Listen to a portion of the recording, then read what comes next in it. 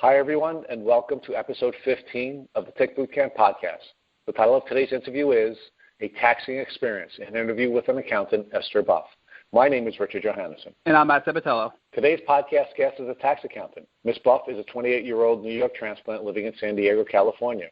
Before suffering a tick bite, Ms. Buff was living the West Coast dream. She was a top performer at work with an energetic and active social life. Shortly after a tick bite, Ms. Buff suffered a bullseye rash, which her primary care physician advised was not a concern. That was followed by 2 bouts of the flu, and then, after a long commute to work, paralysis from the waist down. Ms. Buff was not diagnosed with a tick disease until approximately 1 year after her paralysis event. She tested positive for Babesia by 2 tests, IGeneX and MDL. After treating with antibiotics, herbal supplements, and altering her diet, Ms. Buff was able to regain approximately 80% of her pre-tick-back life. Ms. Buff's experience with the pain and darkness of her tick disease inspired her to share her experiences on various social media platforms, including a beautiful Instagram, Lime with Salt. Her goal is to reach out to as many people as possible who feel isolated by their illness and to let them know the diagnosis that feels like a death sentence is not so. Welcome, Esther Buff. Esther, can you start by describing what your life was like before you started to feel ill? Sure. So I'll tell you a little bit about how I got to San Diego. I was always a very impulsive, outgoing, fearless, full of energy, young woman. And I decided, actually, against many odds, I was going to school upstate New York at SUNY Plattsburgh, and I was very unhappy there. And I actually ended up dropping out against, obviously, my parents' advice. And I drove to San Diego, and I started with nothing. I actually got there, and on my second day, I broke my arm. So I had one arm and a resume full of waitressing experience, no job, and no place intact yet. My girlfriend and I just decided to wing it. So that's just to kind of share the kind of grit we're talking about here. And from that point, I got residency in California. I got back into school a year later after working 2 jobs, 70 hours a week, which felt like nothing.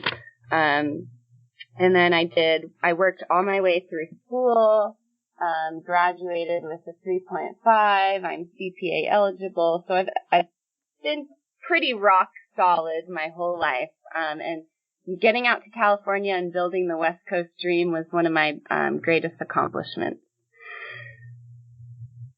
So you were really thriving when you went out to California. Can you describe for us what it was like when you first started to feel sick? Sure. I wrote it off as maybe this is how everyone feels after they graduate college. I wrote it off as maybe it was the accounting lifestyle and sitting too much, because it started very slowly and it crept up, and there was always just one thing here or one thing there that was easy to excuse, like maybe some twitching muscles or a little bit foggy in the head, but nothing was concrete or solid enough to really shock me. It felt like a very slow creep up of getting sick.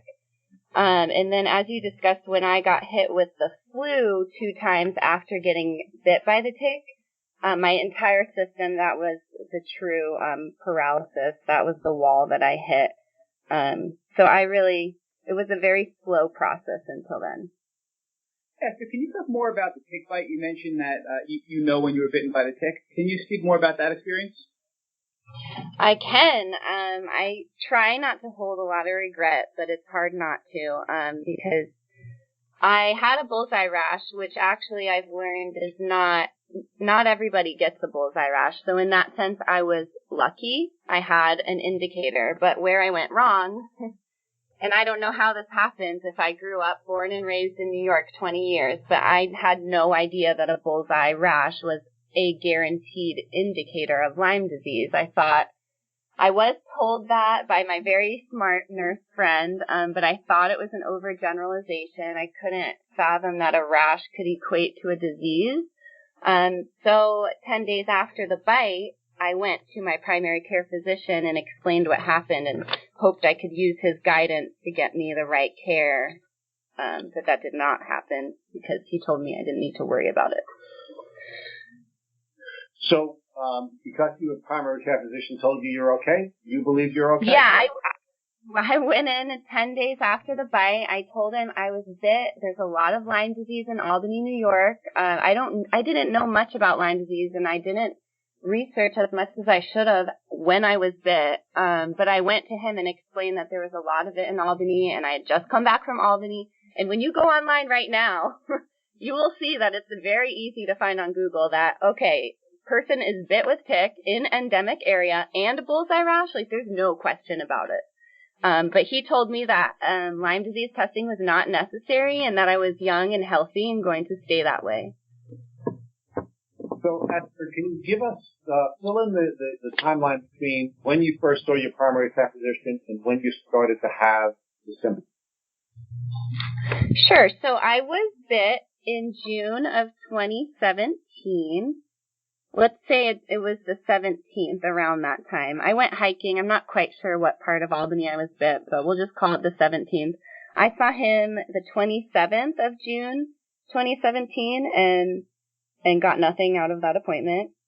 And then, over the summer, now, this is a little bit of a side note, but many people think that tax accountants are only busy in April, but we're actually busy like 6 times a year. And summer is like the second busiest time of the year. So I was working a lot of hours after the tick bite. And my vision started to get blurry, but I thought I was staring at the computer too long or working too many hours or sitting too long and not, getting up and moving like I should. I am a runner, but I have like workaholic syndrome. Like I really get in the zone because I've just always been so driven, that it's to my own detriment. So I worked really hard that summer, and then around September and October, I wasn't feeling myself, but I really just thought I was aging, which is crazy because I was only 26.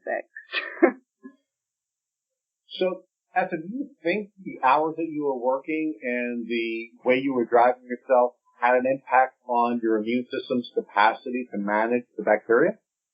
I do. I really, I wish that I could tell everyone that all my life I've been like this amazing health, and wellness, believer, not guru, because I definitely don't know what I'm talking about most of the time. I'm just trying.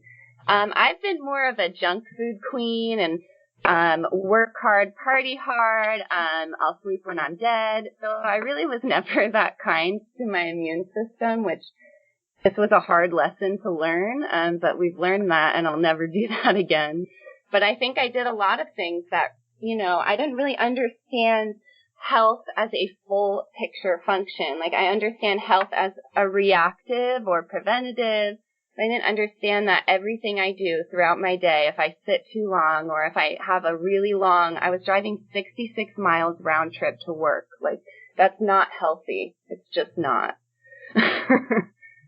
So tell us about the paralysis event that brought you to change everything you were doing.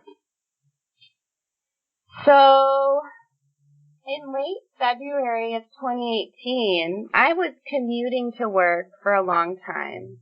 Right out of college, I'll tell you a little bit about my first tax accounting job. I worked at a public accounting firm, and they are not known for work-life balance at all.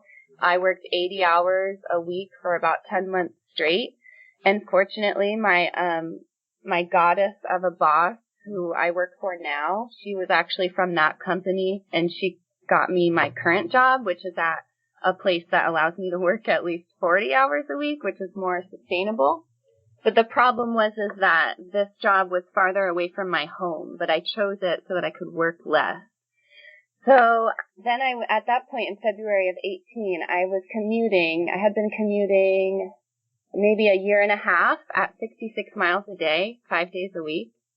And I think my body was just done because I stepped out of my car in the morning and I could barely walk. It was shooting up my spine. It was shooting down my leg. And what's so weird is I was running like 5 days a week. I had been healthier, like input wise, I was healthier than I've ever been in my life when I was bit by this tick. But the weirdest thing was that I was like, how am I eating better? I'm not drinking as much anymore. Like, college days are behind me. I'm more conscious about my life, but my health is failing. Like, what am I doing wrong? And then I step out of my car that one day and everything was paralyzed. And I went to the doctor. I thought I had an ovarian cyst because the pain was pelvic and in my groin and in my hip, which is very common for Lyme. And it was on the right side. He did all these tests and he's like, well, they all came back positive, so I don't know what to tell you. Like, maybe you're just sitting too much. I think you should do some more yoga. And like, I could barely walk. And then I just felt crazy. So I just kept running. One commonality we're finding with a lot of our guests is that where they're bit by the tick seems to be where they exhibit the most pain, and also that side of their body is the side that is worst. Is that what you? Yes. 300%. I've never really been a science person because I'm a math person, but I'll tell you, I've really nerded out on Lyme because it's so crazy to watch my symptoms. They are all around that where I was bit. If I didn't have that rash, I didn't take a picture of it. I wish I did, but it's forever ingrained in my brain. I'll never forget it, and I know exactly where it was. And even my muscles will twitch in that area. It's just it's like an alien plague. It's really weird. But for a disease that's so hard to test and get definitive answers from a doctor, if I didn't have those weird symptoms, I wouldn't have had a saving grace. But at some point, these symptoms started speaking so loud, I couldn't lie to myself anymore. So tell us more about your diagnostic journey, Esther. How did you go from the tick bite to the doctor giving you, the false comfort that you're okay, to all of these symptoms resulting in your diagnosis? Okay. So in June was when he wrote me off, said it was no big deal, and then my health started to decline a little bit. A separate fact is that San Diego that year had a hepatitis A outbreak, and so I'm not really one to just be getting vaccines on the regular, but there was people out there bleaching the streets for weeks, so it was kind of a big deal here. So I got a Hep A vaccine, and I have a feeling that really affected my immune system a lot, because that was in September, and then I got the follow-up in around February, March, and February, March is when everything just hit the fan. So that happened as my health declined, and my health really, really started declining in January of 2018. I wasn't aware of how bad, or I didn't even know I was really sick until I caught the 2 flus at work. I never get sick, I never get the flu shot, and I never catch the flu. But it was a really bad flu season, so I was like, okay, I guess it's just a really bad flu. But I caught it twice, and that's when my best friend started to notice, Esther, you don't really ever get sick. And then the February thing happened where I was in the paralysis and the pain, and he said, well, these tests came back normal, so I don't know what to tell you. So then April and May, I ran probably every day for 2 months because it was the only thing that took away my pain, and no one could give me answers, and I didn't know what else to do except run, and I didn't really know I was sick. And then I went home for another visit to Albany in June of 2018, and my good friend, my nurse, my God-sent nurse friend, she noticed a huge bald spot behind my ear. And I feel like it was so abnormal that I had arthritis that whole year, and then the pain and everything, but I just kept writing it off and saying, the doctors are saying it's nothing, so it must be nothing. When we found the bald spot, I just started bawling and crying because I knew something was really, really wrong. So even though I kind of, in the moment of being told I was bald, I wasn't happy and kind of wished my friend didn't tell me. But 2 days later, I went into the integrative doctor's office in Del Mar, New York, and got the huge blood panel that I needed to find out that I have Lyme. Esther, did you exhibit any other symptoms like light sensitivity, anxiety out of the blue? Anxiety.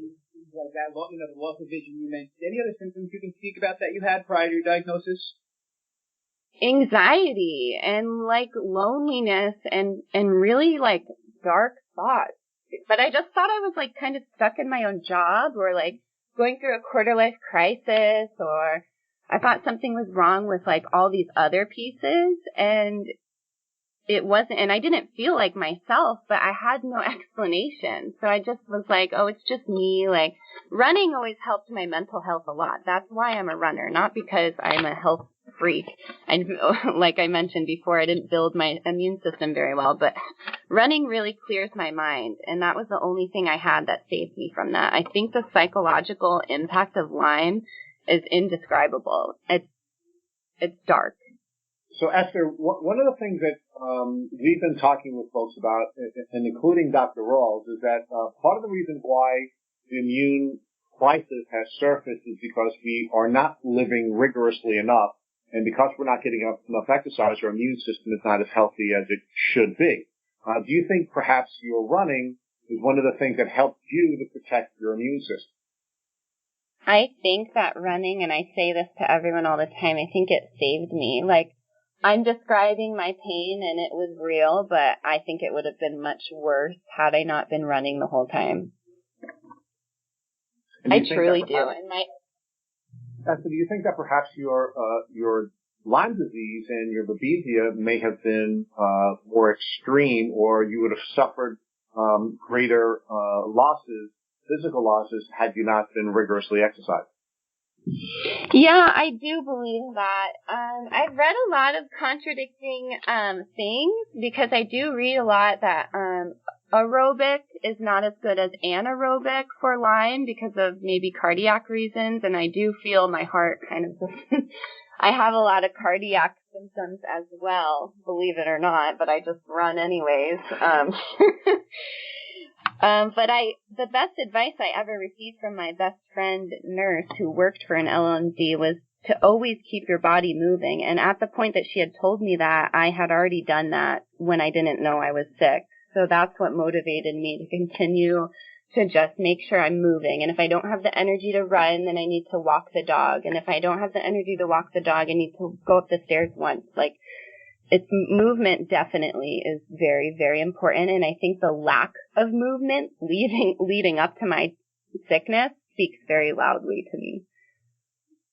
So, once you got that Lyme diagnosis from the doctor up in Albany, where your best friend worked, how was it transitioning back to California and seeking, medical advice and guidance back in California where you live? So what's funny is when I was first bit and I didn't believe my friend, she was like, you need to argue with the doctor because the San Diego's not going to, they don't understand Lyme disease as much and they're not going to believe you. But in my head, I was like, that sounds crazy to me. How could our health system be that much of a failure? There's no way. Like, why would I have to, in my eyes, I felt rude to the doctor, disrespectful of his degree, like to argue with his decision to not test me. But she was right, and there's a really big problem, and not everyone is educated enough about it, and it's a huge problem. And it could have, it may not have, but it could have cured it. It could have cured my Lyme off the bat, had that doctor been aware. And then, so my friend Emily, she warned me of that, and then when I actually got the blood test results from the doctor in New York, I took them back to San Diego. Well, actually, I was back in San Diego when I got them, and then I had to start my doctor hunt. I had to fire my doctor I didn't fire my doctor that betrayed me immediately. He gave my blood work to an infectious disease doctor in San Diego who looked at my positive babesia, and although my Lyme was not CDC positive, but it was alternative criteria positive from one of the labs. So the infectious disease doctors looked at my positive babesia and a few bands of Lyme, so not 5 bands, but maybe like 2, and said, there's nothing here that tells me she has Lyme. There's nothing to do here. I don't know why you want what you're talking about. And so then I fired both of them. I went to my insurance and had like a patient advocate assistant help me find a new doctor, and it just happened to be a blessing from God, I think, that the recommendation off of the ilads.org, you can put your zip code in ilads.org to find out a Lyme literate doctor near you. there happened to be one under my HMO, which if you know what an HMO is, you know that's a miracle. So I just lucked out with that, and that was the doctor. That's my current doctor who truly believed me and made the clinical diagnosis that, although you have only a few Lyme bands and positive babesia, I'm going to treat you for Lyme because you have Lyme and you were bit. Like, he was the only one that believed me.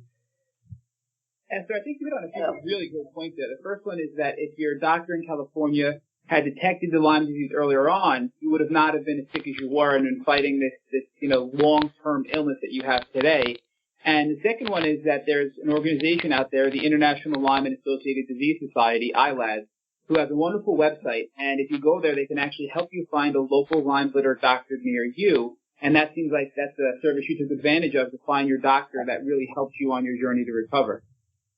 Big time. That was a saving grace. I don't know what I would have done. I was very scared that I wouldn't find a doctor at all in San Diego because the awareness was not there. The awareness isn't even where it should be in New York, so how could I expect to get it in San Diego? And the fact that is even the situation is appalling. Like, you know how I talk about the psychological effects of Lyme?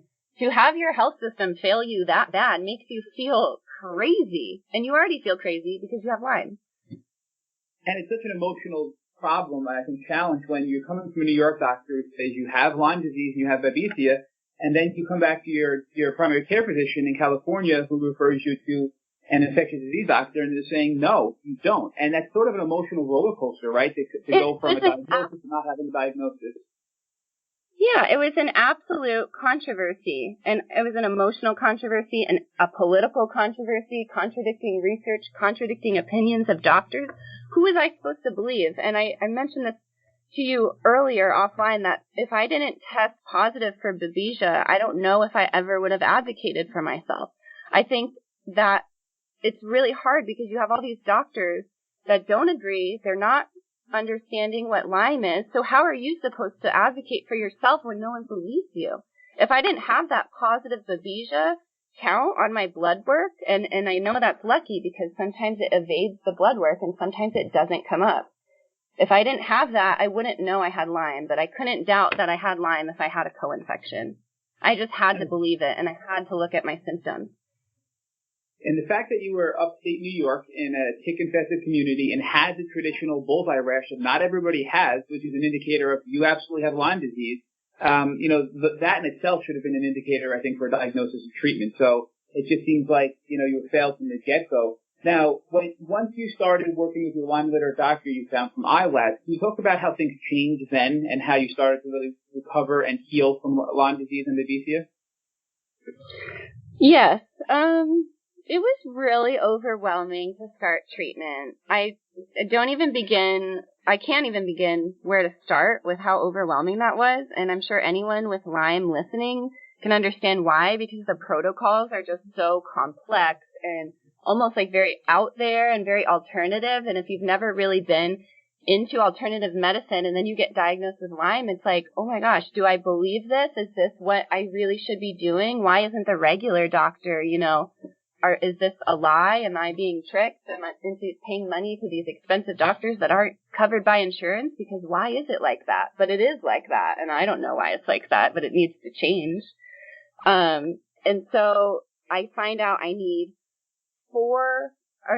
three. I was on a cocktail of 3 antibiotics, all of these herbals and supplements and collagen and a special diet and all these tinctures and vitamins and everything. I had a whole list from my naturopathic doctor and a whole list from my regular Lyme literate doctor. And he gave me something new every time I visited too.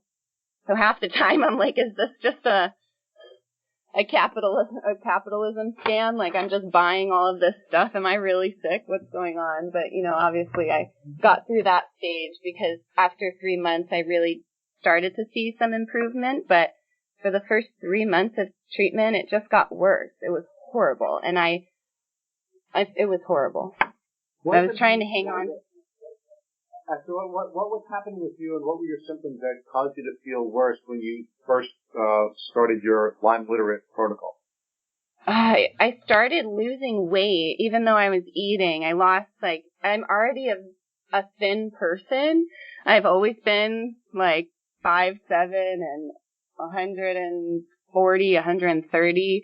And I went down to like 125, and that's just not healthy at all. Like, I looked like a skeleton. I looked pale. My eyes were dark. Under my eyes were dark. My thoughts got much worse. Like, I didn't want to try.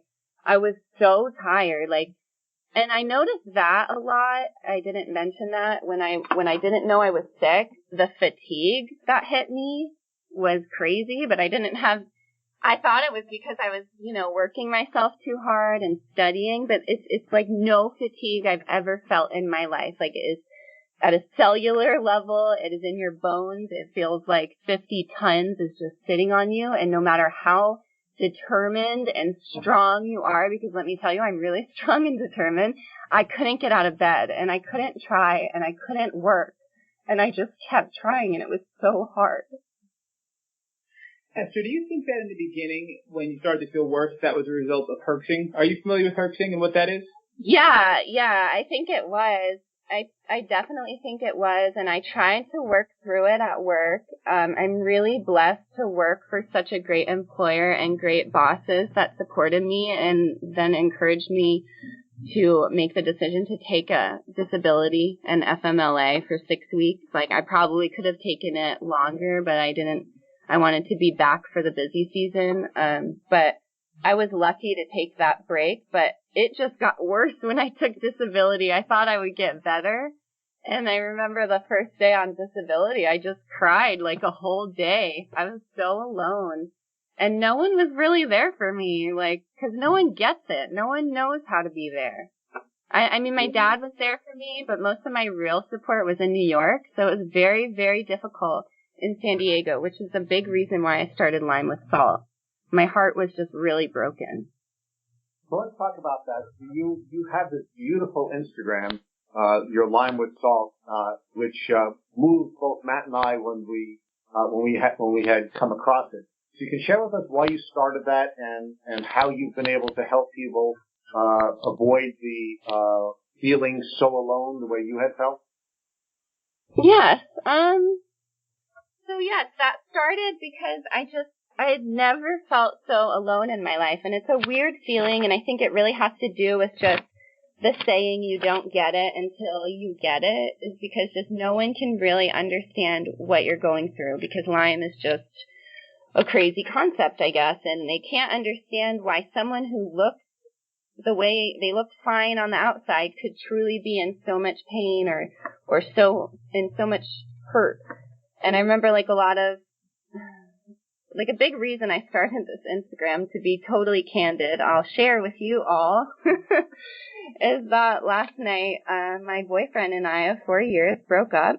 So here I am, fighting anyways. But a lot of that stems from the fact that you really learn who is there for you and who is not when you are sick.